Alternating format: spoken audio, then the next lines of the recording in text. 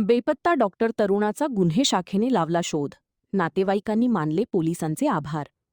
दिनांक 1/5/2026 रोजी फिर्यादी नामे दिगंबर अवधूत राऊत यांनी त्यांचा मुलगा नामे अभिषेक राऊत हा कोणालाही काही न सांगता निघून गेलेबाबत रिपोर्ट दिला होता. वरून पोलीस स्टेशन रामदासपेठ येथे मिसिंग नंबर 26/2026 नुसार दाखल करण्यात आला होता.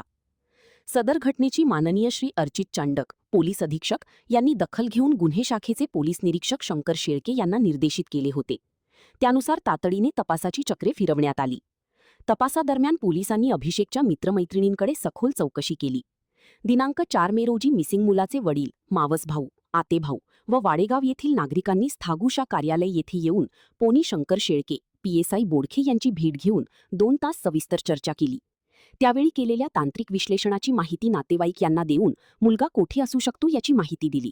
दिनांक 6/5/2026 रोजी